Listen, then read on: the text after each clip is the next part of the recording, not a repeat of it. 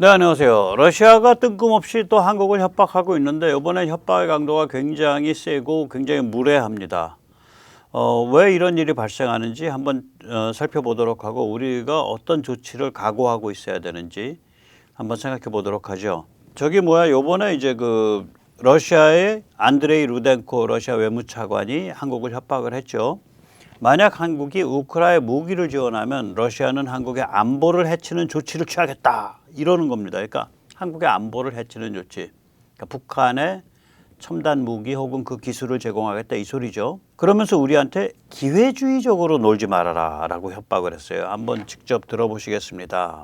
루덴코 차관은 또 우리는 물론 필요한 모든 방법으로 이에 대응할 것이고 이것은 한국 자체의 안보 강화에 도움이 되지 않을 가능성이 크다면서 그러니까 러시아가 한국에 대해서 취하는 조치가 한국의 안보를 해치게 될 거다. 이 협박이거든요. 예. 한국은 상황을 냉정하게 평가하고 이 같은 무모한 조치를 자제하라고 압박했습니다. 그러면서 한국 정부가 단기적이고 기회주의적인 외부의 유혹에 따라 움직이는 게 아니라 장기적인 국익을 우선으로 고려하기 바란다고 말했습니다. 뭐 이 정도면 그건이죠. 너희 기회주의적으로 놀지 마. 희한한 인간들이에요. 예. 푸틴의 이제 각계무사이자 푸틴의 연임 제한을 피하기 위해서 푸틴이 이제 나중에 헌법을 고쳐서 연임 제한이 없는 종신 대통령 됐지만 2008년에 헌법 아직 못 고쳤을 때예요. 그때 이제 2008년 5월에서 2012년 5월까지 푸틴의 꼭두각시 대통령을 지낸 드미트리 메드베데프가 있죠. 예, 드미트리 메드베데프는 사실상 한국이 우크라이나에 살상 무기를 지원하면 북한에 핵 기술을 제공하겠다라는 취지의 협박을 날렸습니다.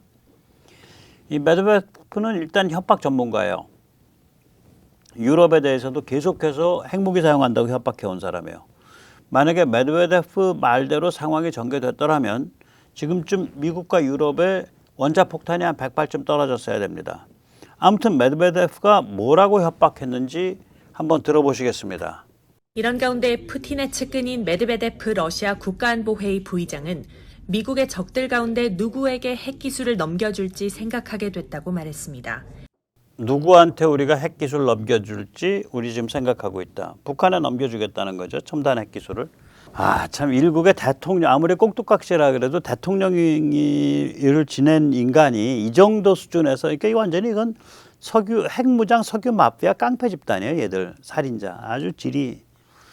네, 여기서 잠시 세뇌 탈출 자유구독료 부탁 말씀 올리고 좀 더 깊게 살펴보도록 하겠습니다. 아시다시피 세뇌 탈출은 광고가 잘 붙지 않습니다. 예, 붙더라도 천천히 붙는 경향이 있습니다. 도와주시면 보다 좋은 컨텐츠로 찾아뵙는데 커다란 힘이 되겠습니다. 감사합니다. 이제 이 와중에 국내 언론들은 국민을 패닉으로 몰아넣기 위해 정말 열심히 작업하고 있어요. 제가 보기엔. 이게 이제 윤석열 정부의 손발을 묶어가지고 우크라이나 지원을 못하게 하려고 하는 건지 뭐 이유가 뭔지 모르겠어요. 아니면 그냥 조회수 올리려고 이런 건지 아주 일사불란해요. 이게 이제 YTN 제목인데 썸네일 제목을 보면 마치 미국 측이 한국이 전쟁에 참전해야 된다라고 참전? 그렇게 압력 넣고 있는 것처럼 보이잖아요. 근데 북한군 파병했으니 한국도 제목도 그거 아니야. 트럼프 측이 꼭 집은 종전. 이게 뭔 소리 하는지 모르겠더라고. 그러니까 미국 트럼프나 미국이 한국한테 야 북한도 거기 가 있으니까 너희도 가라 이렇게 압력 넣냐. 내용을 보면 그런 게 아니에요. 그러니까 그냥 아무 말이나 막 질러가지고 국민들을 패닉에 몰아넣는 거예요. 내용을 보면 그런 주장이 아니고 그 대신에 백악관 안보보좌관에 임명된 마이클 월츠가 한국도 개입을 검토하고 있다라고 말했다고 악의적 오역이에요. 개입을 검토하고 있다라고 말했다고 아래 써 있는데 그거 자체가 월츠의 말과 또 틀려. 그러니까 제목은 아예 없는 소리를 지어낸 거고 내용에는 월츠 말은 영어로 들리는데 아래 딸려 있는 서브타이틀 번역 자막은 한국이 개입을 검토 중이다라고 월츠가 말했다는데 한국이 개입 검토하는 게 아니거든. 왜냐하면 군사지정학은요. 이게 좀 군사잖아요. 사람 목숨이 왔다 갔다 하잖아.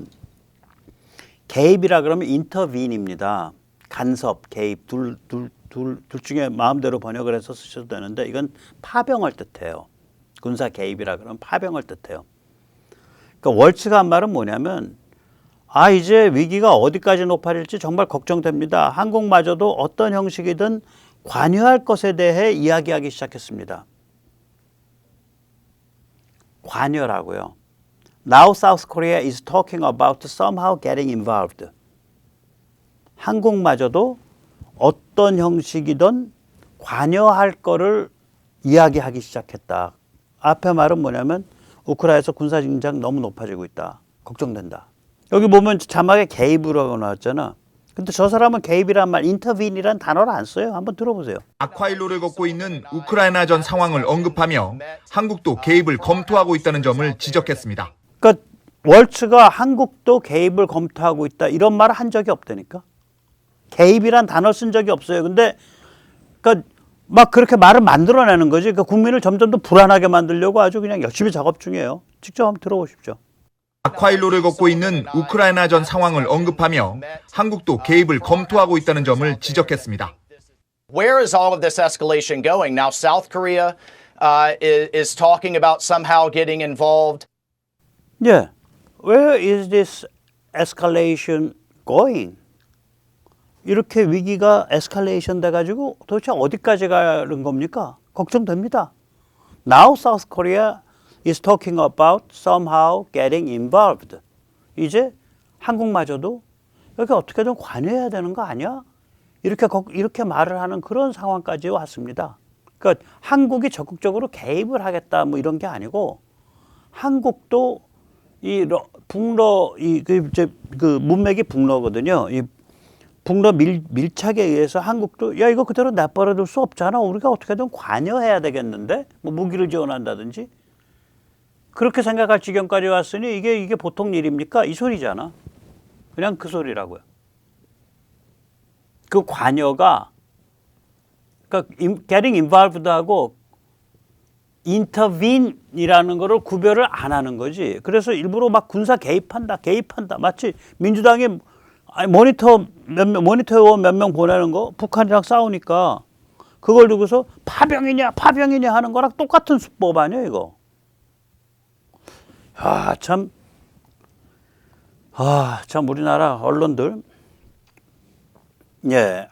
언론들은 한국이 우크라이나전에 개입한다고 떠들어요. 군사지정학의 ABC도 모르는 건지 아니면 우크라이나에 무기 지원하는 것을 원천 봉쇄하기 위해 일부러 요란을 떠는 건지. 여기도 개입 검토잖아. 정말 무식한 선동입니다. 계속 개입을 떠들잖아요. 군사 문제에선 용어를 정확히 써야죠. 종전과 휴전이 다르잖아요. 똑같아요. 지금 그러니까 트럼프는 종전을 얘기한 적이 없어요. 트럼프 진영이. 영토 할양을 얘기한 적이 없어요. 세세이드를 얘기한 적이 없어요. 그거는 일부 유럽 언론이 그렇게 몰아가. 일부 좀 반트럼프 진영 언론, 서양 언론들이 그렇게 몰아가는데 트럼프 진영에서는 영토를 세시드, 할양하고 종전 end the war를 해야 된다는 얘기를 한 적이 없어. 휴전해야 된다 해요. 아미스티스를 얘기하고 있다고요. 제가 여러 번 말씀드렸잖아요. 근데 종전과 휴전도 구별 안 해. 아미스티스가 되면 영토 할양이 없고 뒷맛이 남아요. 나중에 우크라이나가 건강해지고 사회가 좋아지면 어떻게든 다시 길이 올 수 있어. 우리도 휴전한 지 지금 얼마 지났어? 70년이 넘게 지나니까 야, 북한 어떻게 다시 될 것 같기도 한데 뭐 이렇게 되잖아요. 세상 일이 돌고 도는 거니까. 종전과 휴전이 다르듯이 개입, intervene과 관여, getting involved가 다르단 말이에요. 용어를 정확하게 써야 뭐 개입을 하던 관여를 하던 안 하던 말든 국민들의 의견이 정확하게 수렴될 거 아니에요. 근데 기자들이 나서서 이렇게 막 북치고 장구치면서 국민을 패닉으로 모으니까 야 이건 좀 아니다 이런 생각이 드는 거죠. 이미 이제 영국 등의 군사 평론가들은 지금 바이든 정부가 우크라이나에게 지대지 전술 탄도미사일 아타크음스를 러시아 영토 안으로 쏴도 된다라고 허락한 것과 영국이 우크라이나에게 스톰 섀도우 미사일을 러시아 영토 안으로 쏴도 된다라고 허락한 것은 트럼프에게 결코 나쁜 일이 아니다라고 말을 한다고요. 제가 이 얘기했었잖아요. 그리고 트럼프 자신도 이걸 맹비난하지 않았잖아. 뭐 트럼프 아들이나 뭐 몇 명이 철없이 맹비난했지 트럼프는 맹비난한 적이 없어요. 이거를 가지고. 이건 왜 그러냐. 트럼프 선수거든. 트럼프 본인의 협상력을 높여주잖아. 자기가 집권했을 때, 집권하기 전에. 그때부터. 그러니까 이제 트럼프가 푸틴을 압박할 때 사용할 수 있는 수단이 된단 말이에요. 지금 아타컴스를 쓰기 시작하고 스톰 섀도우를 쓰기 시작하는 게. 그러면 트럼프가 이제 야 푸시 이리 와봐. 너 이러이러한 조건으로 너 휴전 받아야겠다라고 푸틴을 압박할 때 사용할 수 있는 가장 강력한 카드가 뭐냐. 너희 이러이러한 조건으로 휴전하지 않으면 진짜 살벌한 조치 취할 거야. 라고 푸틴을 옥죄일 때 사용할 수 있는 가장 화끈한 코드가 뭐냐. 우리가 그거를 생각해 보자는 거예요. 그 뭐냐. 바로 K무기예요. 제가 얼핏 말씀드렸죠.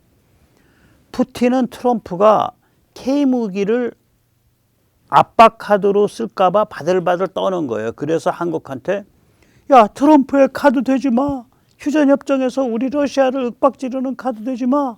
라고 읍소 절반 협박 절반 하고 있는 겁니다. 이게 지금. 이대로 가면요. 무슨 일 벌어지냐. 푸틴의 지금 최대 문제는 뭐냐면 휴전을 하면 죽어요. 그러니까 전쟁을 끝낼 수 없는 처지가 돼 있어요. 지금 푸틴이. 그러니까 이제 트럼프는 지금 중국을 잡아야 되잖아. 중국을 잡으려면 군사 지정학적으로 봐서도 우크라이나에서 맥없이 물러나가지고는 중국이 기세등등해지기 때문에 안 잡혀. 중국을 잡으려면 러시아를 힘을 왕창 빼고 지금 러시아 거의 망가졌잖아요. 힘 왕창 빼고 더 빼고 그 다음에 유럽의 협조를 얻어내야 돼요.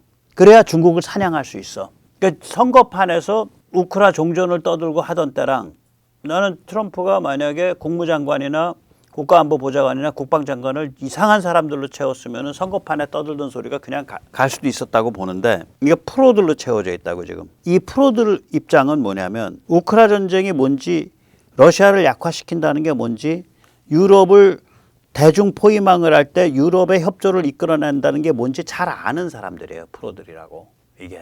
그러니까 우크라한테 아주 불리한 조건으로 휴전 협상을 걸어놓고 들이밀질 않아. 푸틴을 압박해야 될 거 아니에요. 근데 푸틴 입장에서 그런 휴전 받아들였다가 자긴 죽으니까 말 안 들으려 그럴 거라고. 그러면 야 너희 진짜로 K무기 확 풀어버릴 거야? 라고 트럼프는 말이 여기까지 나올 거라고요. 그러니까 푸틴 입장에서 러시아에서 그런 상황이 전개될 거라고 보니까 지금 한국을 협박하는 거야.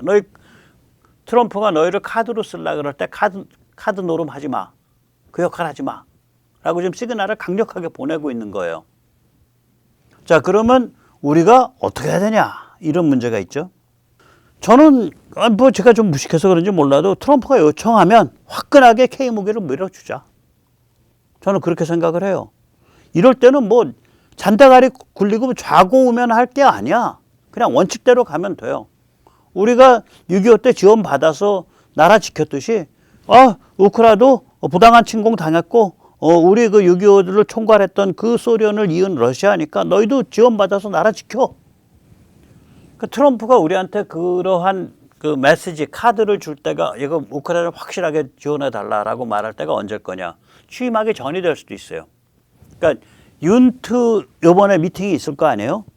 취임 전이든 취임 직후든 윤트 미팅이 있거든요. 앞으로도 한 20일 남았으니까 취임 전에 될 가능성도 커요. 이 윤트 미팅이 있었을 때 이런 그 미략이 있을 수 있다고요. 저는 그때 만약에 그 윤석열 대통령이 미국에 갔는데 트럼프를 만나려고 트럼프가 내가 말이에요. 푸틴이 얘 불러가지고 합리적인 그 우크라 사람들이 전혀 뭐 이렇게 너무 섭섭하게 생각하지 않을 합리적인 그 휴전안 내서서 야 거기 너 서명해야겠다 말하는데 얘가 도리도리 고개 저으면 그때 한국에서 우리 좀 많이 도와주셔야겠는데 라고 만약에 트럼프가 말한다면 난 윤 대통령이 그거는 대의도 맞고 우리 한국도 그런 그 어려운 처지 절체절명 때 그 다 국제사회의 도움으로 나라가 살았던 그런 것 때문에 우리 당연히 그 도리 다 해야죠 라고 말하는 게 맞다고 본다는 거예요.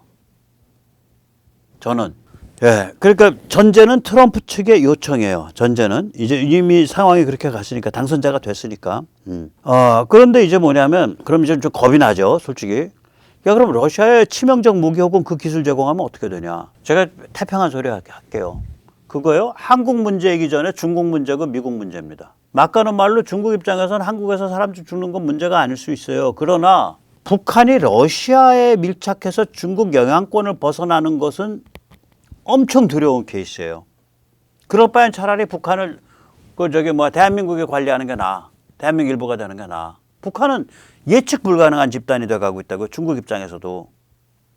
러시아 기술과 물자를 지원받는 러시아와 밀착한 핵무장 군사 영역 집단이 베이징 바로 코앞에 있어. 중국 거의 뚜껑 열리죠. 이 상황까지 가면. 그리고 미국으로서도 더 이상 두고 볼 수 없는 상황이 되죠. 중국도 굉장히 불편해하는 게 느껴지고 그러면 그 다음에 이제 우당탕쿵탕 일이 이제 벌어질 수 있는 거예요. 그러니까 푸틴이 제공하겠다고 약속을 했고 아직 물건은 만들고 있거나 제공하지 못하는 상황. 이때 일 벌어질 수 있다니까. 그래서 요즘 미국 군사안보 브레인들이 지금 상황이 냉전 때보다 더 위험하다. 이 북러 밀착하고 있는 지금 상황이. 이게 왜 그러냐. 중국과 북한 사이에 중국이 북한을 도저히 참을 수 없는 상황이 되고 미국은 또 미국이나 한국은 우리는 이제 그 틈을 딱 봐가지고 북한 자유화 찬스를 노리고 있고 푸틴은 지가 살아나려고 북한을 어떻게 그냥 바람을 넣어가지고 막 뭔가 일을 꾸미려고 하고 있고 푸틴은 또 우크라 때문에 죽을 자리에 밀려 있고 이 모든 게 막 전 세계적으로 거쳐가지고 엮여 있어가지고 굉장히 그러니까 볼라틸리티 그러니까 폭발성이 지금 증대돼 있는 상황이에요 이게. 그래서 북러 밀착이 더 진행되면 미국도 더 두고 볼 수가 없고 아마 중국도 더 두고 볼 수가 없고 이제 어떤 인비해치를 향해서 가는 거죠 상황이. 백만원 너무 태평한지 몰라도 새벽에 오기 전에 밤이 더 어둡지 않냐. 그 정도 위기를 겪지 않고 어떻게 우리가 북한을 자유화시킬 수 있을 거냐. 오히려 북한과 중국 사이를 벌릴 수 있는 틈을 벌려버리는 게 당장 안보 위협이 좀 있다 그래도 그게 100번 올바른 길이다. 그래야 북한 자유화 찬스가 온다. 그러니까 화끈하게 그냥 질러버리는 게 낫다. 저는 그런 좀 위험하다시피 한 생각을 갖고 있는데 뭐 그 백만호 생각 잘못하고 있다 이렇게 말씀을 하셔도 뭐 별로 반박을 안 하겠습니다. 많이 꾸짖어 주십시오. 예. 네, 오늘은 여기까지 모시겠습니다. 감사합니다.